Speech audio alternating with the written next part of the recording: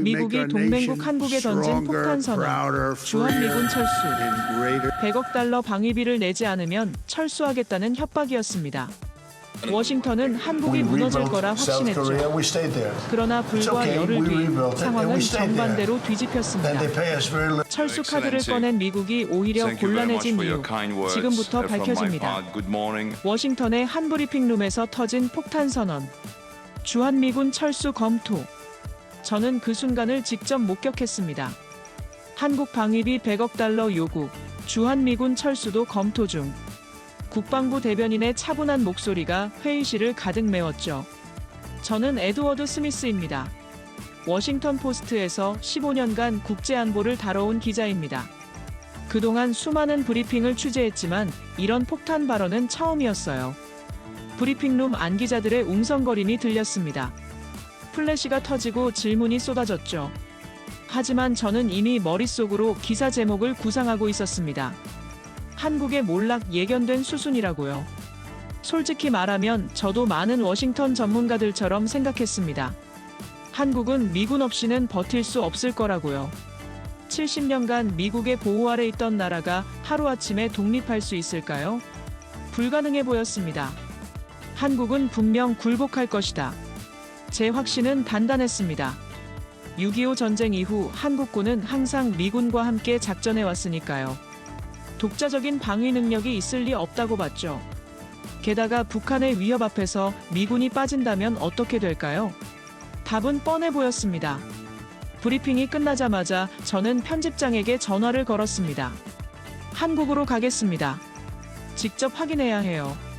무엇을 확인하겠다는 거지? 한국이 얼마나 빨리 무릎을 꿇는지 말입니다. 편집장은 웃음을 터뜨렸습니다. 저도 그랬죠. 우리는 모두 같은 생각이었거든요. 한국은 약소국이고 미국 없이는 아무것도 할 수 없다는 생각 말입니다. 비행기표를 예약하면서도 저는 확신에 가득 찼습니다. 이번 취재는 쉬울 거라고요. 한국 정부의 당황한 모습, 시민들의 불안한 표정, 경제계의 혼란상을 담으면 됩니다. 그리고 마지막에는 백악관의 승리를 선언하는 것으로 마무리하면 되죠. 하지만 인천공항에 도착한 순간부터 뭔가 이상했습니다. 공항은 평온했어요. 혼란스럽거나 불안한 기색을 찾을 수 없었죠. 마치 아무 일도 일어나지 않은 듯 했습니다. 이상하다. 저는 속으로 중얼거렸습니다. 분명 큰 사건이 터졌는데 왜 이렇게 조용할까요? 택시 기사에게 물어봤습니다. 미군 철수 이야기 들어보셨어요? 그거요? 별거 아니에요. 우리끼리도 잘 살 수 있어요. 이 답변을 듣는 순간 저는 당황했습니다. 예상과 완전히 달랐거든요. 한국 사람들이 이렇게 태어날 줄 몰랐습니다. 뭔가 잘못된 걸까요? 아니면 상황을 제대로 파악하지 못한 걸까요? 호텔에 체크인하면서도 계속 생각했습니다. 분명 저의 예상이 맞을 거라고요. 며칠 지나면 한국 정부에서 급하게 워싱턴에 사람을 보낼 것이고 결국 미국의 요구에 굴복할 것이라고 말입니다. 한국에 도착한 지 이틀째, 저는 정부 브리핑을 참석했습니다. 국방부 대변인이 나와 기자들의 질문에 답하고 있었어요. 저는 당연히 당황한 모습을 기대했죠. 주한미군 철수 가능성에 대해 어떻게 대응하실 건가요? 기자의 날카로운 질문이 날아왔습니다. 저는 긴장한 채 답변을 기다렸어요. 분명 어색한 변명이나 미국을 달래는 말이 나올 거라고 생각했거든요. 우리 군은 모든 상황에 대비하고 있습니다. 독자적 방위 능력을 갖추고 있어요. 너무나 담담한 목소리였습니다. 떨림도 없고 당황한 기색도 없었어요. 마치 이런 상황을 이미 예상하고 준비해왔다는 듯한 태도였죠. 저는 손을 들었습니다. 구체적으로 어떤 대비를 하고 계신가요? 자세한 내용은 보안상 말씀드리기 어렵지만 우리만의 작전 계획이 있습니다. 이 답변을 들으면서 저는 의아했습니다. 정말 독자적인 계획이 있다는 뜻일까요? 아니면 그냥 허세일까요? 판단하기 어려웠어요. 브리핑이 끝난 후 저는 서울 거리로 나갔습니다. 시민들을 직접 만나보기로 했어요. 분명 불안해하는 사람들이 있을 거라고 생각했거든요. 명동거리에서 만난 첫 번째 시민은 40대 직장인이었습니다. 미군이 철수하면 어떻게 될까요? 글쎄요, 그렇게 되면 우리끼리 잘해야죠. 뭐 어쩌겠어요. 담담한 반응이었습니다. 저는 계속 질문했어요. 불안하지 않으세요? 불안하긴 하지만 어쩔 수 없잖아요. 우리가 알아서 해야죠. 두 번째로 만난 사람은 20대 대학생이었습니다. 미군 철수를 어떻게 보세요? 오히려 좋을 수도 있어요. 우리 힘으로 살아보는 것도 나쁘지 않죠. 이런 반응이 계속 이어졌습니다. 저는 점점 혼란스러워졌어요. 예상했던 공포나 불안감을 찾을 수 없었거든요. 대신 묘한 자신감 같은 게 느껴졌습니다. 카페에서 만난 50대 사업가는 더 흥미로운 말을 했습니다. 사실 언젠가는 이런 날이 올 줄 알았어요. 우리가 계속 미국에만 의존할 수는 없잖아요. 그럼 준비는 되어 있다는 뜻인가요? 물론이죠. 우리 회사만 해도 방산업체와 협력하고 있어요. 기술도 많이 발전했고요. 저는 메모를 하면서 생각했습니다. 정말 한국이 준비되어 있다는 말일까요? 아니면 그냥 허풍일까요? 확신할 수 없었어요. 저녁 무렵 한강공원을 산책하면서 저는 깊은 생각에 빠졌습니다. 지금까지 만난 사람들의 반응이 너무 예상과 달랐거든요.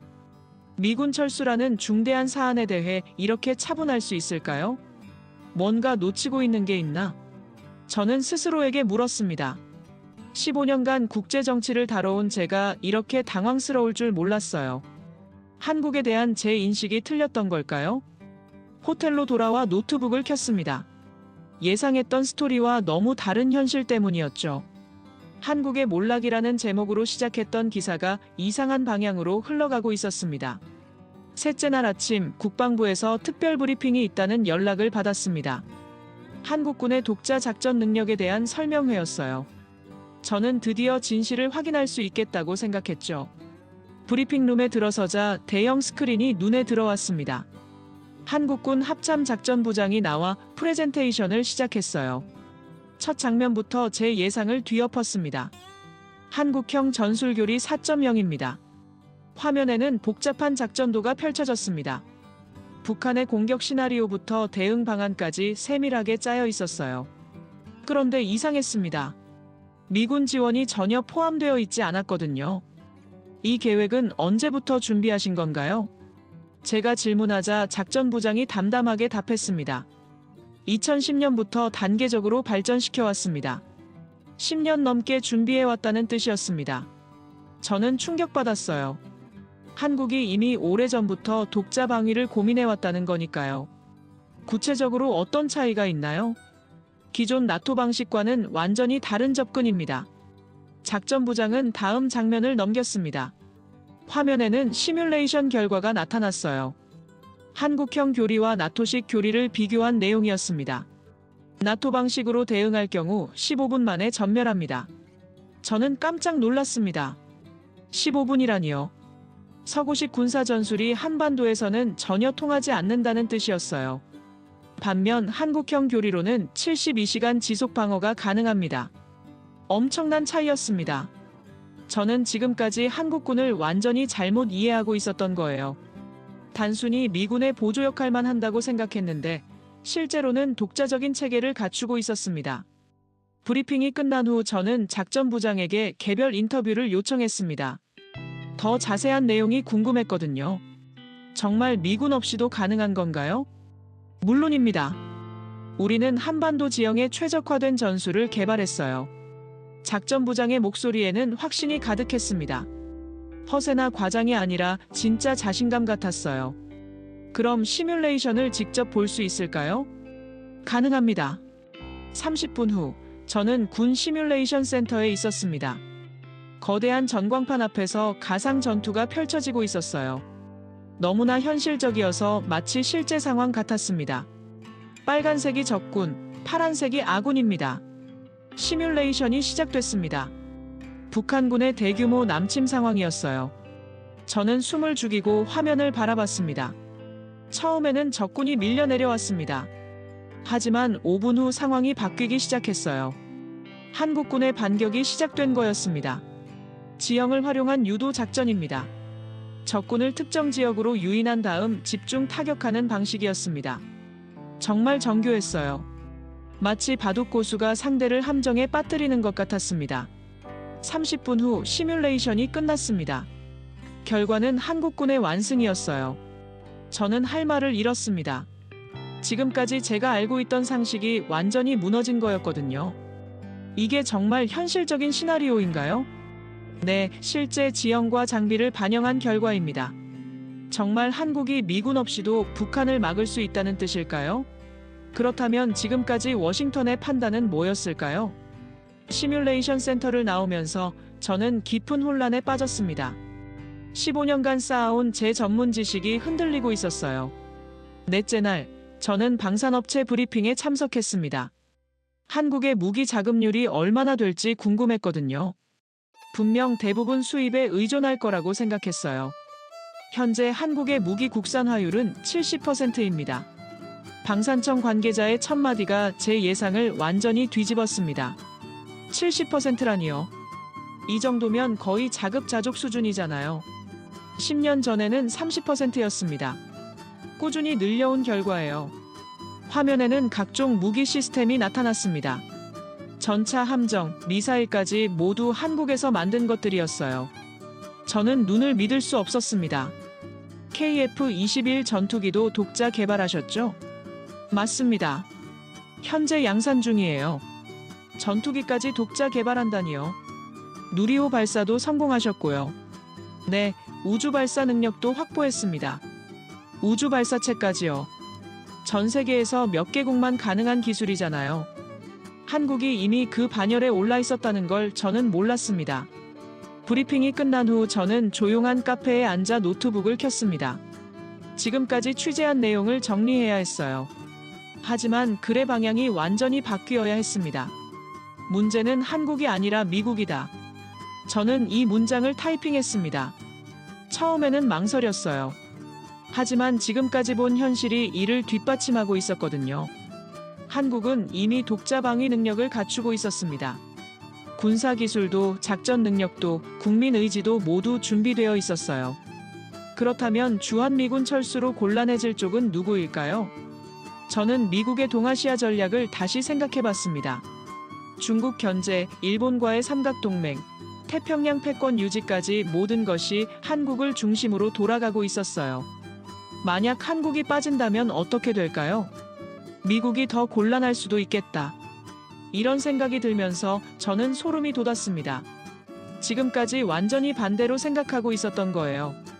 약소국이라고 여겼던 한국이 실제로는 강소국이었고 초강대국인 미국이 오히려 딜레마에 빠질 수 있었습니다. 기사 초안을 작성하면서 저는 확신이 서기 시작했습니다. 이번 사태의 진짜 승부는 한국의 항복이 아니라 미국의 선택에 달려 있었어요. 과연 미국이 동아시아에서 고립을 감수할 수 있을까요? 저는 워싱턴에 있는 동료에게 전화를 걸었습니다.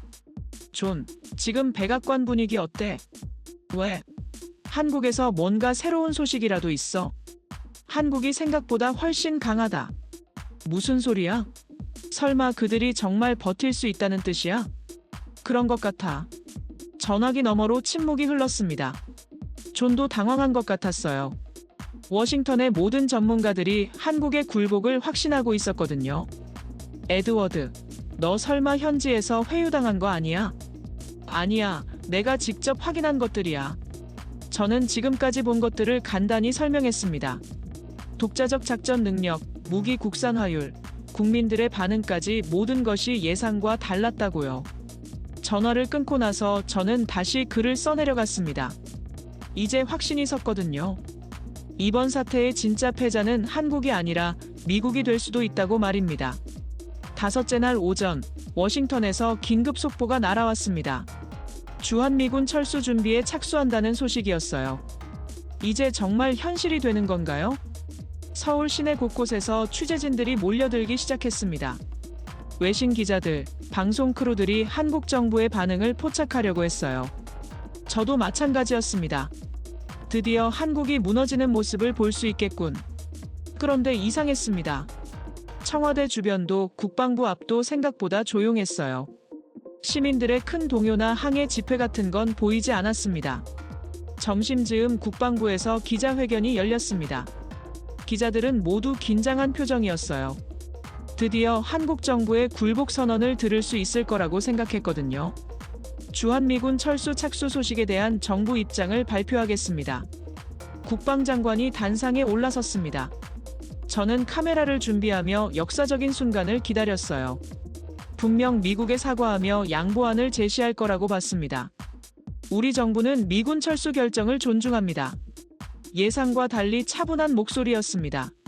사과도 없고 애원도 없었어요. 마치 이미 예상하고 있었다는 듯한 반응이었습니다. 한국군은 독자적 방위 태세를 완비했습니다. 기자들 사이에서 웅성거림이 일었습니다.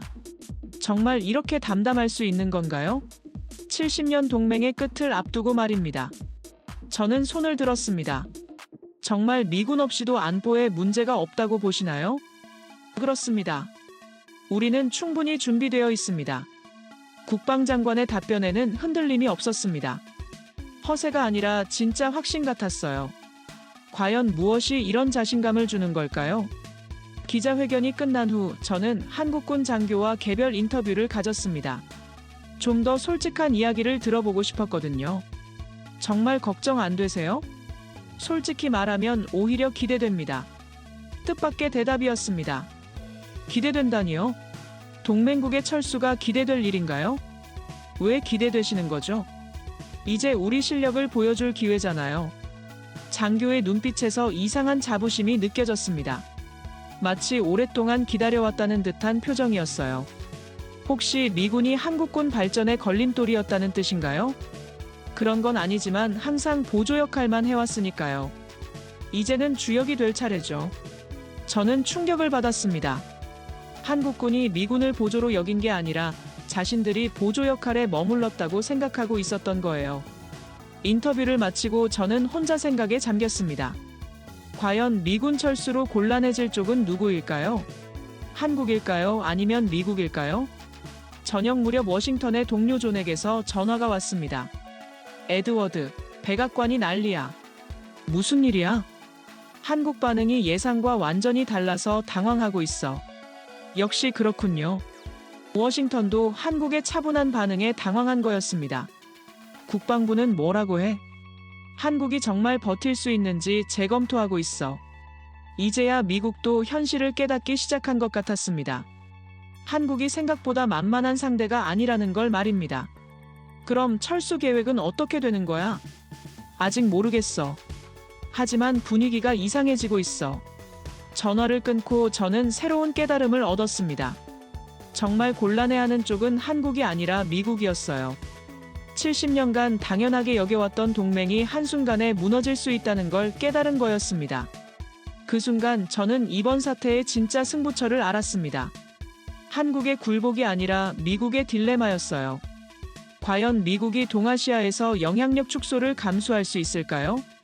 여섯째 날, 저는 서울대학교의 한 교수를 만났습니다. 한국 현대사 전문가인 김 교수였어요.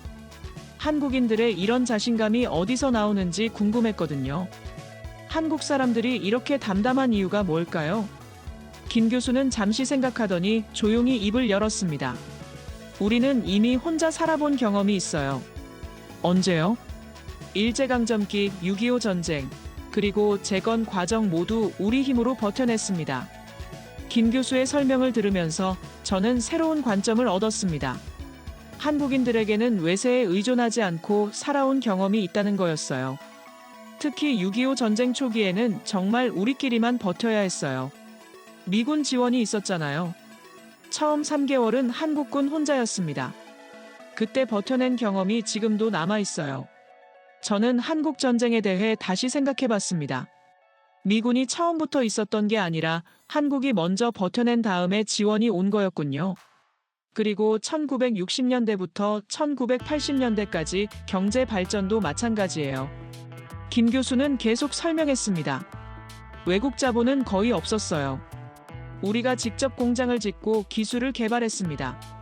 정말 그랬습니다. 한국의 경제 성장은 대부분 자력으로 이뤄낸 것이었어요. 외국 기업의 도움보다는 한국 기업들의 노력이 컸습니다. 그럼 지금도 그런 자신감이 남아있다는 뜻인가요? 당연하죠. 우리는 외세에 의존하지 않고도 살 수 있다는 걸 증명했어요. 김 교수의 말을 듣는 순간 저는 모든 퍼즐이 맞춰지는 느낌이었습니다. 한국인들의 차분한 반응, 정부의 자신감, 군의 준비 상태까지 모든 것이 설명되었어요. 그럼 미군 철수를 두려워하지 않는 이유도 오히려 기회로 볼 수도 있어요. 진짜 독립을 할 수 있는 기회 말입니다.